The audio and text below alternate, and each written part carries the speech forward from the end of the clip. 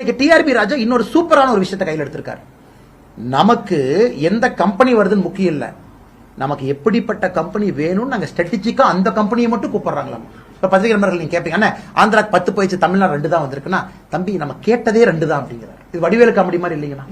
Google அங்க போகுது, data centre அங்க போகுது, பெரிய பெரிய நிறுவனம் அங்க போகுது. இவர் இங்க உட்கார்ந்து சோப்பு கம்பெனி, சோப்பு டப்பா கம்பெனி, செருப்பு கம்பெனி இதெல்லாம் கூப்பிட்டு இருக்காரு. இதான் ஹானஸ்டா, இதான் அவங்க பண்ணிட்டு இருக்காரு. என்னையா அந்த கம்பெனி வர மாட்டேங்குதுன்னா, நமக்கு அந்த கம்பெனில வேண்டாம், நமக்கு இந்த கம்பெனி தான் வேணுங்கிறார். இது அந்த வாழைப்பழ ஜோக்கு மாதிரி ஒண்ணு போச்சு அந்த மாதிரி. அதனால தமிழக மக்கள் இதெல்லாம் புரிஞ்சுக்கணும். இவங்க ஏமாற்று வேலை செய்கின்றார்கள். குவாலிட்டியான கம்பெனி இங்க இல்லைங்கன்னா, குவாலிட்டியான அடுத்த தலைமுறையை மேலே கொண்டு செல்வதற்கான artificial intelligence, data centre, Google, நிவிடியா அந்த மாதிரி கம்பெனி எதுவுமே வரலீங்கன்னா, மேனுஃபேக்சரிங் வெளியே போயிடுச்சு ஹை குவாலிட்டி.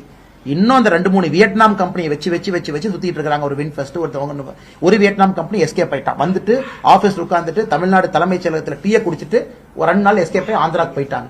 இதை கேள்வி கேட்டா எங்களுக்கு வைத்தறிச்சல் என்று டிஆர்பி ராஜா அவர்கள் சொல்லுகின்றார்கள். இதை விட கேள்வி கூத்து நீங்களே சொல்லுங்க. இன்று ஒரு மகிழ்ச்சியான விஷயம், பாரதிய ஜனதா கட்சியினுடைய BLA 2 எங்களுடைய பூத் லெவலில் இருக்கக்கூடிய தொண்டர்கள் மிகச் சிறப்பாக பொதுமக்களை அணுகி அவங்களுக்கு உதவி செஞ்சு அவங்களுடைய மனுக்களை எல்லாம் ஃபில் பண்றதுக்கு உதவி பண்றாங்க. அவங்க ஃபில் பண்ணதுக்கு அப்புறம் கொடுத்தாங்கன்னா அதையும் கொண்டு போய் BLO ஆபீஸ்ல கொடுக்கறாங்க. மிகச் சிறப்பாக எங்கள் பணி நடந்து கொண்டிருக்கிறது. அது தமிழகம் முழுவதும் நேற்றும் இன்னைக்கும் நடந்திருக்கக்கூடிய ரிவ்யூ மீட்டிங்ல நமக்கு தெரியுது. அதனால் நிச்சயமாக அந்த களத்தில் இருக்கக்கூடிய அந்த சந்தோஷத்தை, அந்த மகிழ்ச்சியை, அது பாரதிய ஜனதா கட்சியினுடைய BLA 2 மக்கள் ஏத்துக்கிட்டாங்கன்னாவே பாரதிய ஜனதா கட்சியை ஏற்றுக்கொண்டு விட்டார்கள் என்றுதான் அர்த்தம். அதான் நேற்று இன்னைக்கு எங்களுக்கு தெரிஞ்சிருக்கு. இன்னும் கடுமையாக உழைத்துக் கொண்டே இருப்போம். டிசம்பர் 4ஆம் தேதி வரை. அதனால் இந்த பத்திரிகையாளர் சந்திப்பு மூலமாக நம்முடைய பொதுமக்களுக்கு எங்களுடைய வேண்டுகோள், எனுமரேஷன் ஃபார்ம் உங்க வீட்டுக்கு வந்திருக்கும், வந்திருந்தா ஃபில் பண்ணி திரும்ப வேகமா கொடுத்துருங்க. ஆன்லைன்ல கூட நீங்க ஃபில் பண்ணலாம், வேகமா ஃபில் பண்ணிருங்க.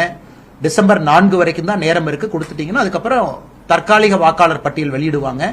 அதற்கு முன்பாக இந்த வேலையை நீங்கள் செய்ய வேண்டும் என்று பணிவன்போடு கேட்டுக்கொள்கின்றோம். இது எல்லோருடைய வேலை. பாரதிய ஜனதா கட்சியும் பொதுநல பணியாக இதை செய்து கொண்டிருக்கின்றோம். அரசியல் கட்சி ஒரு வாக்காளரும் அந்த பட்டியலில் இருக்கணும். 18 வயசுக்கு மேல இருக்கிறவங்க ஒரு சமுதாய பணியாக எங்களுடைய தேசிய தலைவர் அவர்கள் இதை செய்ய வேண்டும் என்று ஆணையிட்டிருக்கின்றார்கள். முழு நேரமாக இதை மட்டும்தான் செய்யறோம். எங்கேயும் யாரும் தங்கிவிடக்கூடாது. குறிப்பாக அண்ணன் பொன்னார் அவர்கள் 80 வயதிற்கு மேல இருக்கக்கூடிய பெரியவங்க இருக்கக்கூடிய வீட்டுல எங்களுடைய பூத் லெவல் ஏஜென்ட் சிறப்பு கவனம் கொடுக்க வேண்டும் என்று வலியுறுத்திருக்கின்றார்கள். மாற்றுத்திறனாளி நண்பர்கள் இருக்கக்கூடிய குடியிருப்புல சிறப்பு கவனம் கொடுக்க வேண்டும் என்று வலியுறுத்திருக்கின்றார்கள். அங்கேயும் பாரதிய ஜனதா கட்சியினுடைய தொண்டர்கள் சென்று கொண்டிருக்கின்றார்கள். இதை தாண்டி கேள்வி இருந்தா பதில் சொல்லிட்டே வரும்.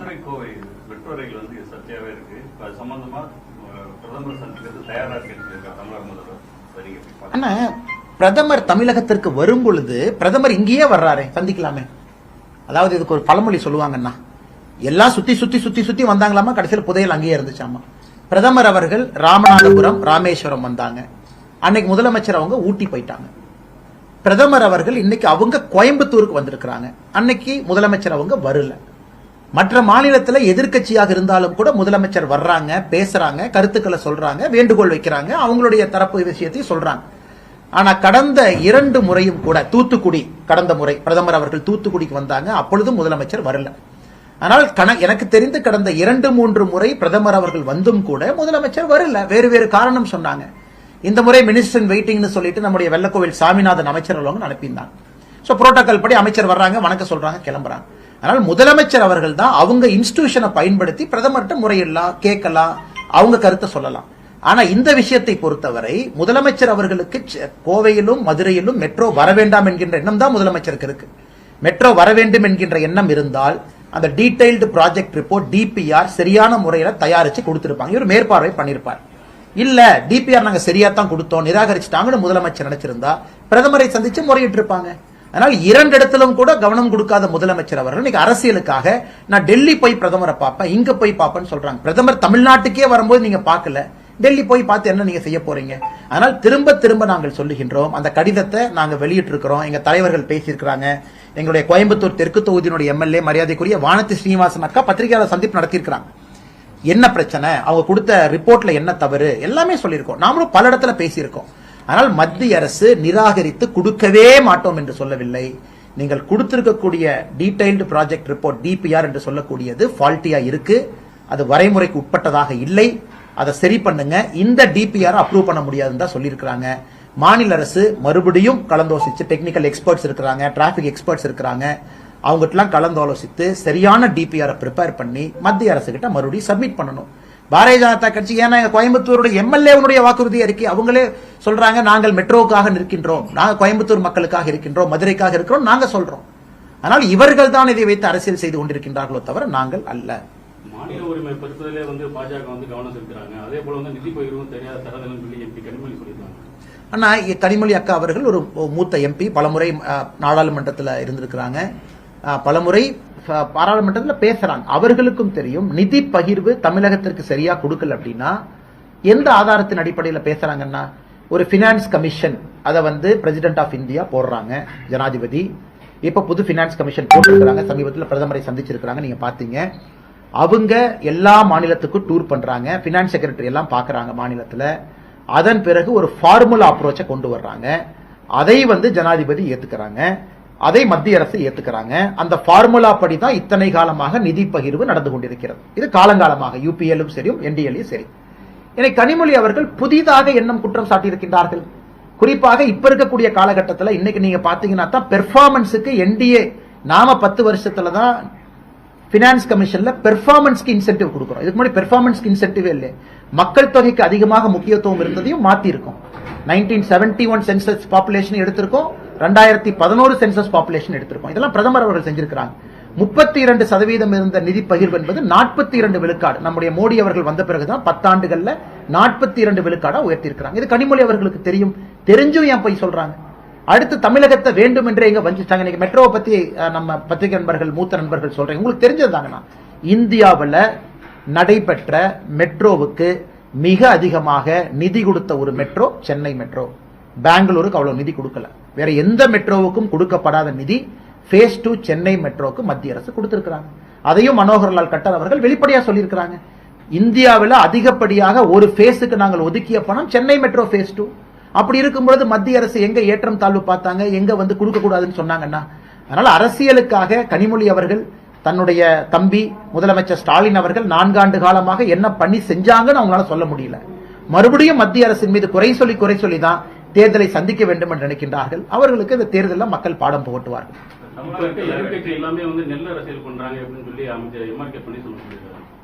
அண்ணே பன்னீர்செல்வம் அவர்கள் உணர்ந்து கொள்ள வேண்டும். இதை பத்தி நாங்கள் விலாவரியா பேசணுங்கன்னா, ஈரப்பதம் கொள்முதல் இது எப்பவுமே இருக்கிற ஒரு பிரச்சனை. குறிப்பா நம்ம டெல்டா பகுதி விவசாய நண்பர்களுக்கு மழை அந்த நேரத்தில் வந்துடும். அன்னை கருப்பாங்க இருக்கிறாங்க, பலமுறை நிதியமைச்சர்கிட்ட நிறைய பேர் அவங்க ரெப்ரசன்டேஷன் கொடுத்திருக்கிறாங்க. 2 ஆண்டுகளுக்கு முன்பு போன ஆண்டு அதிகப்படியாக மழை வரும் பொழுது தமிழக பாரதிய ஜனதா கட்சி நம்முடைய நிதியமைச்சர் அவங்கள பியூஷ் கோயல் அவங்கள சந்திச்சு கொடுத்த பொழுது 17% இருந்த அந்த ஈர கொள்முதல் அந்த இலக்கு என்பது 19.5% வரைக்கும் தளர்த்துனாங்க மத்திய அரசு. 19.5% வரைக்கும் தளர்த்தி இருக்கிறாங்க. ஆனா நம்ம புரிஞ்சுக்கணும், மத்திய அரசு ஒரு ஆண்டும் பணம் கொடுத்துக்கிட்டே வர்றாங்க. நீங்க நெல் கொள்முதல் பண்ணும் பொழுது ஈரம் வரக்கூடாது, புதிய குடோனை கட்டுங்க, இவ்வளவு பணம் வச்சுக்கங்க, இத்தனை 100 கோடி வச்சுக்கங்க, நெல்ல வேகமா வாங்குங்க வச்சுக்குங்க, 48 மணி நேரத்துக்குள்ள வாங்கின நெல்ல கொள்முதல் நிலையத்துக்குள்ள கொண்டு வாங்க, இவ்வளவு பணம் வச்சுக்குங்க. இவ்வளவு மத்திய அரசு வரையறுத்தும் கூட நாங்கள் மிக தெளிவாக சொல்லி இருக்கின்றோம். அந்த துறையினுடைய அமைச்சர் திரு சக்கரபாணி அவர்கள் 360 கோடி ரூபாய் இதில் ஊழல் நடந்திருக்கு. நாங்க சொல்ல டிரான்ஸ்போர்ட் அசோசியேஷன் லாரி ஆதாரத்தின் அடிப்படையில் சொல்லியிருக்கோம். 60 நாள் கொள்முதல் பண்ணிருக்கிறாங்க. நெல்ல வாங்கினதுக்கும் கொள்முதல் நிலையம் வந்ததுக்கும் 60 நாள் ஆயிருக்கு, 1 வாரம் ஆயிருக்கு, 10 நாள் ஆயிருக்கு. வரும் பொழுது மேல தார்பாய் போடுறதில்ல, மலையில நனைஞ்சது வருது. எதற்குமே மாநில அரசு பொறுப்பேற்காம எல்லாம் விவசாய நண்பர்கள் மீது தப்பே கிடையாதுங்க. நான் சொன்ன தேதியில அவங்க நிக்கிறாங்க, சொன்ன தேதியில கொடுக்கறாங்க. 60 நாட்கள் கொள்முதல் பண்றதுக்கெல்லாம் டைம் எடுத்துக்கிட்டாங்கன்னா எப்படிங்கன்னா, இதே ஆணையில மத்திய அரசு இன்னொன்னு சொல்லியிருக்காங்க. நீங்க பாருங்க, புரோக்கன் ரைஸ், அதாவது அரிசி வாங்கும் பொழுது உடைப்பட்ட அரிசி, உடைந்த அரிசி, தமிழ்நாட்டுக்கு ஸ்பெஷலா 5 to 8 விழுக்காடு அரிசி உடைந்திருந்தால் வாங்கிக்கிறோம்னு சொல்லியிருக்காங்க. இது தமிழ்நாடு கொடுக்கப்பட்ட விலக்கு. அரிசி உடைஞ்சிருக்கு, அதாவது அரிசி நீங்க நெல்லில் இருந்து எடுக்கக்கூடிய அரிசி உடைஞ்சிருக்கு, 5 to 8% பை வால்யூம் பை வெயிட்ல உடைஞ்சிருந்தா அதையும் எடுத்துக்கொள்கின்றோம் என்று இதே ஆர்டர்ல சொல்லியிருக்காங்க. முதலமைச்சர் அதை பத்தி பேசுவது கிடையாது. இத்தனை ஆண்டு காலமாக தமிழகத்திற்கு நெல் ஈரப்பதம் இல்லாம கொண்டு வருவதற்காக கொடுக்கப்பட்ட பணத்தை சரியான முறையில அவங்க செலவு செய்யல, அதை பத்தி பேசுறது இல்ல. இதற்கு முன்பு 19% நம்ம உயர்த்தி இருக்கின்றோம், கடுமையான மழை பெய்தும் அதெல்லாம் பண்ணல. இன்னைக்கு மாநில அரசு தான் செய்த தவறு, அவங்க பொறுப்பேற்றுக்கணும். விவசாய நண்பர்கள் தான் சரியா கொடுத்த நெல்ல இவங்க நனைய வச்சு தார்பா இல்லாம குடோன் இல்லாம வெளியே போட்டு வச்சு நெல்லெல்லாம் முளைச்சு இவ்வளவு டிராமா பண்ணதுக்கு அப்புறம் கொஞ்சமே இல்லாம முதலமைச்சர் அவர்கள் பிரதமர் மீது அபாண்ட பழி போட நினைக்கின்றார்கள். இது டெல்டா பகுதியில் இருக்கக்கூடிய ஒரு விவசாய பெருமக்களுக்கும் தெரியும். இதில் குற்றவாளி யார் என்றால் தமிழகத்தினுடைய முதலமைச்சர் ஐயா ஸ்டாலின் அவர்கள். கடலூர்ல 38 கிராமங்கள் வந்து டெல்டா பகுதியை அறிவிச்சிருக்காங்க. அவங்களுக்கு நிறைய விவசாயம் பண்றதுக்கான வாய்ப்புகள் நிறைய ரொம்ப நாள் கோரிக்கை அவங்களுக்கு. அதை நீங்க எப்படி பாக்குறீங்க? அண்ணா தெரியலங்கண்ணா, நாங்கள்லாம் இங்க இருந்தோம். அந்த மாதிரி அறிவித்திருந்தால் அது ரொம்ப சந்தோஷம் தாங்கண்ணா. தமிழகத்தை பொறுத்தவரை விவசாயத்தை வளப்படுத்துவதற்காக, விவசாயத்தை விஸ்தீரப்படுத்துவதற்காக தமிழக அரசு எந்த முயற்சி எடுத்தாலும் அது நல்லது தானே. ஆனா முயற்சி எடுக்காம இருக்கிறாங்க. அதனால் நிச்சயமா முயற்சி எடுக்கணும். கால்வாய் சுத்தம் பண்றதிலிருந்து, நீர்ப்பாசனத்தை கொண்டு போறதிலிருந்து, விவசாய விளைநிலங்களை வந்து விளைநிலங்களா வச்சிருக்கிறதுல இருந்து, இன்னைக்கு தமிழ்நாட்டில் பாத்தீங்கன்னா கார்பன் கண்டென்ட் விவசாய பூமியில 0.5% கீழே வர ஆரம்பிச்சிருச்சு. 4% கீழே போனா எதுவுமே முளைக்காதுங்கண்ணா. இதையெல்லாம் முதலமைச்சர் கவனம் கொடுக்கணும். நேச்சுரல் ஆர்கானிக் ஃபார்மிங் இந்தியாவில் சவுத் இந்தியா ஆர்கானிக் ஃபார்மிங்க தமிழ்நாட்டில் நம்முடைய பிரதமர் அவர்கள் இங்க நடத்தி இங்க வந்திருக்கிறார். ஹைதராபாத்ல இல்ல, பெங்களூர்ல இல்ல, எங்கேயும் இல்லைங்க. இங்க வந்திருக்காருன்னா பிரதமருடைய மனசுல என்ன இருக்கு? தமிழகம் ஒரு இயற்கை வேளாண்மை, இயற்கை விவசாயத்துல முன்னோடி மாநிலமாக வர முடியும் என்று பிரதமர் கவனம் கொடுக்கிறார். அந்த மேடைக்கும் முதலமைச்சர் போகல, பிரதமர் வரும்போது வரவேற்கும் போகல. நல்லா புரிஞ்சுக்கணுங்கன்னா, இந்த ஒரு நிகழ்ச்சிக்காக பிரதமர் வர்றாங்க. அடுத்து நான் சவுத் ஆப்பிரிக்கா போகணும்.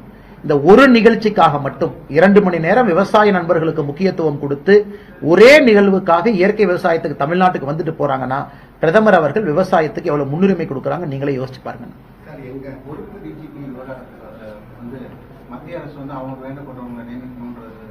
அண்ணா முதலமைச்சர் பொய் சொல்றாங்க, தமிழ்நாடு அரசு பொய் சொல்றாங்க. அண்ணன் ரகுபதி அவர்களுக்கு இந்த ப்ராசஸே தெரியலீங்கண்ணா. ரகுபதி அவர்கள் ஒரு விஷயத்தை உணர்ந்துக்கணும். சீனியாரிட்டி ஆர்டர் இப்ப தமிழ்நாட்டில் 86, 87, 88 எந்த பேட்ச்ல டிஜிபி அந்தஸ்து பெறாங்களோ சீனியாரிட்டி ஆர்டர்ல 5 பேரை தமிழ்நாடு அரசு யூபிஎஸ்சிக்கு அனுப்பி வைக்கணும். 5 பேருங்கண்ணா. யூபிஎஸ்சி அந்த 5 பேரை அவங்க பார்த்துட்டு அதுல 3 பேரு சீனியாரிட்டி ஆர்டர்ல தமிழக அரசு கொடுப்பாங்க. இவர்கள் அனுப்பக்கூடிய 5 பேர்ல யூபிஎஸ்சி 3 பேர் கொடுப்பாங்க. சீனியாரிட்டி ஆர்டர் அவங்க டேட் ஆஃப் பர்த் பொறுத்து, சிவில் சர்வீஸ் பொறுத்த வரைக்கும் சீனியாரிட்டி ஆர்டர்ங்கிறது டேட் ஆஃப் பர்த் பொறுத்து. அந்த பேட்ச் ஒரே பேட்ச், டேட் ஆஃப் பர்த் முன்னாடி இருந்தா முன்னாடி, டேட் ஆஃப் பர்த் பின்னாடி இருந்தா, அந்த 3ஐயும் முதலமைச்சர் கொடுத்த பிறகு அந்த 3ல யாரை வேண்டுமானாலும் முதலமைச்சர் தேர்வு செய்யலாம். சோ யூபிஎஸ்சி இவங்க தான் டிஜிபின்னு சொல்ல மாட்டாங்க. எனக்கு 5 பேர் கொடுங்க, 5ல 3 பேர் நான் திருப்பி உங்களுக்கு அனுப்புறேன். அந்த 5 பேர்த்த நாங்க செக் பண்ணணும். விஜிலன்ஸ் செக் பண்ணணும், பேக்ரவுண்ட் செக் பண்ணணும், அவங்க அந்த கிரைட்டீரியா ஃபுல்ஃபில் ஆயிருக்காங்களான்னு செக் பண்ணணும். அந்த 3ல நீங்க ஒன்னு செலக்ட் பண்ணுங்க. இதான் இந்தியா முழுசும் நடக்கிறது. இந்தியா முழுசு யூபிஎஸ்சி ஃபாலோ பண்றாங்க. யூபிஎஸ்சி 7வது ஆளை கொண்டு வந்து பண்ண முடியாது. யூபிஎஸ்சி 8வது ஆளை கொண்டு வந்து டிஜிபியா போட முடியாது. இதுல என்னன்னா முதலமைச்சரை பொறுத்தவரை அதுல முதல் 3 பேரும் நேர்மையான, நிர்வாக திறமை இருக்கக்கூடிய, நடுநிலைமையான, சென்ட்ரல் டெபுடேஷன் போயிருக்கக்கூடிய, ஆளுமை மிகுந்த, தைரியமான தலைவர்கள். இதால வெளிப்படையான உண்மைங்க. அந்த முதல் 3 பேர் நான் பேரை சொல்ல விரும்பல, சொன்ன அரசியல் ஆயிரும். நீங்களே கூகுள் பண்ணா தெரியும். சீனியாரிட்டியில 1, 2, 3 யாரு? ஒரு லேடி ஒருத்தவங்க இருக்காங்க, 2 ஜென்ஸ் இருக்காங்க. இவங்களுக்கு சர்வீஸ் ட்ராக் ரெக்கார்டு கிளீனா வச்சிருக்காங்க. ஆனா கரெக்டுங்கண்ணா. இவங்களுக்கு என்னன்னா இன்னைக்கு டிஜிபியா ஒருத்தரை போட்டுட்டீங்கன்னா சுப்ரீம் கோர்ட் என்ன சொல்லுது? ரிட்டையர்மெண்ட் கணக்கு இல்ல, 2 வருஷம் டிஜிபி இருக்கணும்னு சுப்ரீம் கோர்ட் சொல்லுது.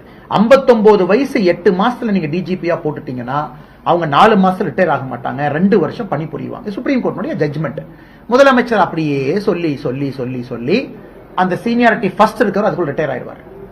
இப்படியே வெத்தலைப்பாக்கு சாப்பிட்டு செகண்ட் இருக்கும் ரிட்டையர் ஆயிடுவார். அவருக்கு பிடிச்ச அதிகாரி 6வது, 5வது, 7வது இருக்கிறவங்க 5வது வர்ற வரைக்கும் வெத்தலைப்பாக்கு சாப்பிட்டுக்கிட்டே இருப்பார். அவங்க 5வது வந்ததுக்கு அப்புறம் தாத்தா காலத்து டெக்னிக் என்ன, அதை யூபிஎஸ்சிக்கு அனுப்புவாங்க. அதனால் முதலமைச்சர் அவருக்கு விருப்பமான யாரோ ஒருவரை, நான் பேர் சொல்ல விரும்பலீங்கன்னா அவருக்கு விருப்பமான யாரோ ஒருவரை கொண்டு வருவதற்காக இந்த சீனியாரிட்டி முதலில் இருக்கக்கூடிய ஒரு ஐபிஎஸ் அதிகாரி, நான் பேர் சொன்ன அரசியலாகி போயிடும், அவங்க ரிட்டையர்மெண்ட் இப்ப கொஞ்ச நாள் ஆக போறாங்க. அது வரைக்கும் காலம் தாழ்த்தி கொண்டே இருக்கிறாங்க. இது தமிழ்நாட்டு மக்களுக்கு தெரியும். பொறுப்பு டிஜிபி இல்லாதனால பாதிப்பு யாருக்கு? ஒரு முன்னாள் அமைச்சர் இங்க இருக்கிறாங்க, முன்னாள் அமைச்சர் இங்க உட்கார்ந்து இருக்கிறாங்க. கேபினெட்ல மோடி ஐயாவோடு பணிபுரிந்து 5 ஆண்டு காலம் தமிழ்நாட்டை ரெப்ரசென்ட் பண்ணுவோம். எல்லாமே சிஸ்டம் படி தானே வேலை செய்ய முடியும். டிஜிபி இருந்தா தானே சிஸ்டம் வேலை செய்யும். டிஜிபியே இல்லாம பொறுப்பு டிஜிபி போட்டா ராமநாதபுரத்துல பார்த்தோம் கத்தி எடுத்து குத்தத்தான் செய்வான், கோயம்புத்தூர்ல பார்த்தோம் ரேப்பு நடக்கத்தான் செய்யும். காவல்துறைக்கு கம்பீரம் எங்கன்னா போச்சு. டிஜிபி இருந்தா தான் ரிவ்யூ மீட்டிங் கூப்பிடுவார். டிஜிபி மேல பயம் இருக்கும். ஐயோ 2 வருஷம் பதவியில் இருப்பாருப்பா, நம்ம பல்ல புடுங்கிடுவார், வேற இடத்துக்கு டிரான்ஸ்பர் பண்ணுவார். பொறுப்பு டிஜிபியே எத்தனை நாள் இருப்பாருன்னு கான்ஸ்டபிளுக்கு தெரியாது. இந்த பொறுப்பு டிஜிபி இன்னைக்கோ நாளைக்கோ அடுத்து வரமோ அவர் எங்க நமக்கு ரிவ்யூ மீட்டிங் நடத்துறது? எதுவுமே பேசாம சமஸ்கிருதம் செத்து போன மொழி, தமிழ் இப்படி, சமஸ்கிருதம் இப்படி, ஹிந்தி இப்படி, வடக்கு இப்படி, இருக்கு இப்படி, டெங்கு, மலேரியா, இது மட்டும்தான் பேசுறாரு. அவருக்கு உண்மையாலுமே சப்ஜெக்ட் நாலேஜ் இல்ல. நம்மளுடைய தூரதிர்ஷ்டம் தான். குடும்ப ஆட்சியில ஒரு பொறுப்புல கொண்டு வந்து உட்கார வச்சிருக்கிறோம். சப்ஜெக்ட் நாலேஜ் கொஞ்சமாச்சு இருந்தா பரவாயில்ல. சப்ஜெக்ட் நாலேஜ் இல்ல. அவங்களுக்கு என்ன சப்ஜெக்ட் பேசுறதுன்னு தெரியல. யாராச்சும் நீங்க மீடியாக்காரங்க போய் கேள்வி கேட்டா அந்த கார்ல கண்ணாடி ஏத்திக்கிட்டு ஸ்டைலா பாக்குறது, என்னன்னு பாக்குறது, இப்படி பாக்குறது தான் பண்றாங்க. சப்ஜெக்ட் நாலேஜ் இல்லை, அதனால பேச தெரியல. ஏதாச்சும் ஒண்ணா பேசணும். திரும்ப திரும்ப குண்டு சட்டிக்குள்ள குதிரை என்பதை போல மாண்புமிகு துணை முதலமைச்சர் அவர்கள் இதையே பேசிட்டு இருக்காங்க. இது நம்முடைய சாபக்கேடாகத்தான் நான் பாக்குறேங்கன்னா 2026 தமிழக மக்களுக்கு ஒரு வாய்ப்பு. ஆளுமை மிகுந்த தலைவர்களை கொண்டு வந்து உட்கார வைங்க. உங்களை பணி செய்ய சேவகனா உங்களை மாத்துங்க. உங்களுக்கு அவங்க பணி செய்யட்டும். நம்முடைய தரப்புல மிக தெளிவாக என்டிஏ எங்களுடைய கூட்டணி கட்சியினுடைய வேட்பாளராக இதற்கு முன் முதலமைச்சராக இருந்த எடப்பாடி பழனிசாமி அண்ணன் இருக்கிறாங்க. முழு கட்சி நின்று கொண்டிருக்கின்றோம். பாரதிய ஜனதா கட்சி இத்தனை தலைவர்கள் இருக்கிறாங்க. நீங்க அவங்க எல்லாம் தேர்வு பண்ணுங்க, வாய்ப்பு கொடுங்க. கண்டிப்பா உங்களுக்கு பணி செய்வாங்க. உதயநிதி அவர்கள் இதையே பேசிக்கிட்டு எந்த வேலையும் செய்ய மாட்டாங்க. ஒரு வீட்டுல 300 ஓட்டு இருந்தது எடப்பாடி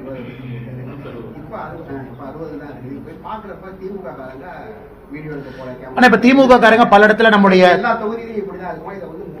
தமிழகத்தை பொறுத்தவரை ஒரு விஷயத்தை புரிஞ்சுக்கணும்னா, பீகார்ல எஸ்ஐஆர் நடந்து முடிந்த பிறகு செப்டம்பர் 30, 2025 எஸ்ஐஆர் முடிஞ்சதுங்கன்னா செப்டம்பர் 30 லாஸ்ட் ஃபைனல் லிஸ்ட் நமக்கு பிப்ரவரி 7 அதை கொடுக்க போறாங்க. நம்ம ஃபைனல் லிஸ்ட் பிப்ரவரி 7 அன்னைக்கு 6.49% வாக்காளர்கள் நீக்கிட்டாங்க. தப்பான வாக்காளர்கள், போலி வாக்காளர்கள். இப்ப பீகார்ல 6.5% வாக்காளர்கள் போலி வாக்காளர்கள். தமிழகத்தில் என்னை பொறுத்தவரை ஒரு பெரும் சதவீதம் போலி வாக்காளர்கள் இருக்கிறாங்க. டபுள் என்ட்ரி, ஒரே பேர்ல 2 பேரு, அதே ஆள் இந்த பூத், அப்பா பேர் அப்பா பைய, அடுத்த பூத்துல பைய அப்பா அதே பேரை மாத்தி ஒரே வீட்டுல 300. அதனால் மிக முக்கியமான வேலை இங்க எல்லோருக்குமே தமிழக மக்களுக்கு வரைவு வாக்காளர் பட்டியல் வெளியிட்ட பிறகுதான் நம்ம வேலை இருக்கு. வரைவு வாக்காளர் பட்டியலை மீடியா நண்பர்கள் நீங்களும் பார்ப்பீங்க, நாங்களும் பார்ப்போம். 1 பேர் 2 பேர் 3 பேர் நிறைய இடத்துல நம்ம வெட்டி எறியணும். ஏன்னா அதெல்லாம் தப்பு. பொதுமக்கள் கேள்வி கேட்கணும். பொதுமக்களும் கேட்பதற்கு உரிமை இருக்கு. நீங்களும் போய் எலெக்ஷன் கமிஷன் ஆப்ல சிட்டிசனா நீங்களும் மார்க் பண்ணலாம்.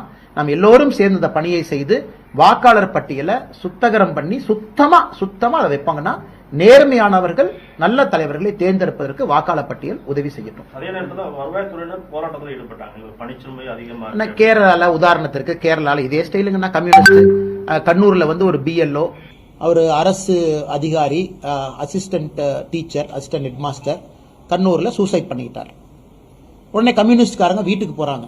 இவரு பிஎல்ஓனால தான் சூசைட் பண்ணிட்டாரு, இவர் எலெக்ஷன்னால பணிச்சுமைக்கு சூசைட் பண்ணிட்டார் அவங்களே கிளப்பி கேரளாவில் இருக்கக்கூடிய ரெவென்யூ அசோசியேஷனை தூண்டி விட்டு அவங்கள ஸ்ட்ரைக் ஒரு நாள் பண்ண வச்சு ஒரு நாள் அவங்க வேலையை செய்யல. இது கேரளால போன வாரம் நடந்தது. இன்னைக்கு தமிழகத்துல இங்க இருக்கக்கூடிய தமிழக அரசு இன்னைக்கு ரெவென்யூ அதிகாரிகள் இவங்களே பின்னாடி தூண்டி விட்டா ரெவென்யூ அதிகாரிகள் தெளிவா இருக்கிறாங்க. பல இடத்துல அவங்க பண்ணலீங்கன்னா யாரோ 1%, 2% டிஎம்கேக்கு ஆதரவா ஒரு அசோசியேஷனுக்கு அவங்க பண்றாங்க.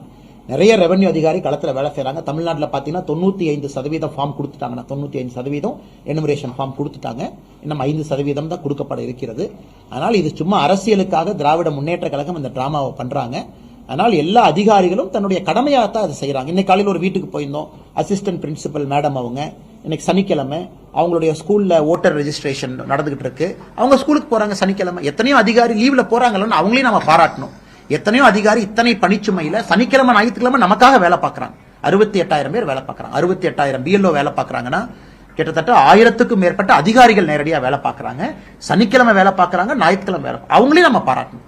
அவங்களும் இவ்வளவு பணி செய்யறாங்க. அவர்களுக்கும் நாங்கள் மனதார எங்களுடைய நன்றிகளை தெரிவித்துக் கொள்கின்றோம் ஜனநாயகத்துக்காக. அதனால சும்மா இது வெட்டி வேலைனா திமுக பண்றது இது எல்லாம் யாரும் ஏற்றுக்கொள்ள மாட்டார்கள். ஆனா எல்லோரும் அவங்கவுங்க கட்சி வளர்ச்சிக்கு நடத்துறாங்க. 29ஆம் தேதி கும்பகோணத்துல நாங்க ஒரு கூட்டம் நடத்துறோம். வரிசையா மாநில தலைவர் அவர்கள் சுற்றுப்பயணத்தில் இருக்கிறாங்க. எல்லா இடத்துலயும் மக்களை சந்திக்கிறாங்க. எல்லா அரசியல் கட்சிக்கும் செய்யறது தாங்கன்னா அவரும் செய்யட்டும், தவறு எதுவும் கிடையாது. காவல்துறை எங்களுக்கும் நிர்பந்தம் பண்ணிருக்காங்க, இப்படித்தான் பண்ணணும், மாநில தலைவர் வண்டியில போகக்கூடாது, மாநில தலைவர் ஸ்டேஜில் தான் கூட்டம் போடணும்னு சொல்லியிருக்காங்க. பாரதிய ஜனதா கட்சி அதை ஏற்றுக்கொண்டிருக்கின்றோம். ஆனா முதலமைச்சர் வேண்டுமென்றே அனைத்து கட்சி கூட்டத்தை கூட்டாம சுத்திட்டு இருக்காரு. அனைத்து கட்சி கூட்டத்தை கூப்பிட்டு அதுல அவங்க அந்த மொடாலிட்டி ஒர்க் அவுட் பண்ணாதாங்க நமக்கு அந்த ப்ளூ பிரிண்ட் கிடைக்கும், எஸ்ஓபி கிடைக்கும். அதே எஸ்ஓபியே இல்லாம இருக்கும். நாங்க அரசு சொல்லியிருக்கக்கூடியது காவல்துறை சொல்லக்கூடிய செய்யறோம். அதே மாதிரி மற்ற கட்சிகளும் செய்யட்டும். அவர்களுக்கும் என்னுடைய வாழ்த்துக்கள்.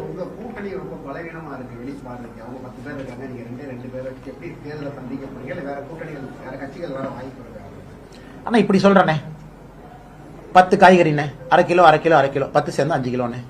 இது 4 காய்கறினே 1 5 கிலோனே, 4 சேர்ந்தா 20 கிலோனே.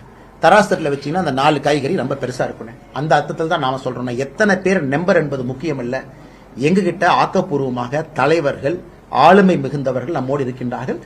வருகின்ற காலத்துல இன்னும் வரப்போறாங்க. 10-4 என்பது இன்னைக்கு நாங்க பெரும்பான்மையாக இருந்தாலும் கூட தலைமைத்துவ அடிப்படையில மக்கள் வரத்தான் போறாங்க, தலைமை வரத்தான் போகுது, கட்சிகள் வரத்தான் போறாங்க.